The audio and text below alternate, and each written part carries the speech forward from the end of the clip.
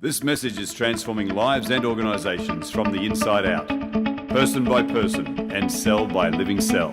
Remember, you can change your DNA. Getting the right information. Yeah. How important is that? This is I've got some questions that, you gave me to ask. And then I've got some ones that are just thoughts from reading the book and all that. How important is having the right information? It's critical. Yeah. It's critical. And that's why I use the beautiful example of birth. All of us here are children and parents, one or the other or both. And the information you put into the seed of thought or the seed of a community, the seed of a nation, it's what's going to grow.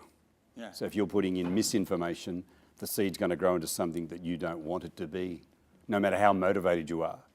You know, how many seminars you go to that Paul Hannon runs, it doesn't make a scary difference, because if you've got the wrong information, Jamie, you're screwed. Can you give me an example of the wrong information? Like, what do you mean? Like, well, I think Camp Collie was an example about, I'll give you another one. Yep.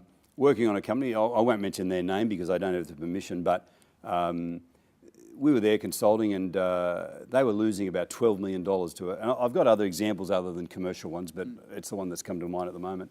But they were running a business about $12 million lost to EBIT, and they were about to go through a renovation in their factory. And they were going to close the factory down for 6 weeks, bring in outside electricians, plumbers and all that. And the union was going on strike before they even got the factory closed to do the renovations. They were going on strike because they didn't want to shut down the factory. Sure. And so I went and started looking at the personnel records of the company.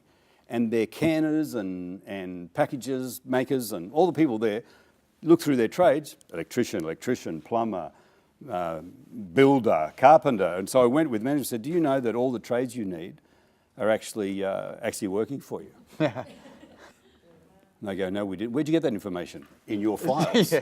This is a true story. And they said, well, that's amazing. I said, and I've done some calculations. You'll actually save about $450,000 and employ the people that you're going to put off and save money to boot. They said, that's amazing. So they incubated the information for a few days, made an announcement. The strike was called off. They did the renovation. The factory staff actually did things that they could never have paid for, and as in the scheming and the colouring and all the things, and the factory turned their EBIT around within 2 years. Wow. So misinformation, even in your own, like you did ask a question before, and I sort of tried to correct you, but you're probably right as well. There is information that's true, but we're hidden to it because of our own blindness. Yeah. But there's also information that we do need to get. And they had the information, it was in their files, but they didn't get it.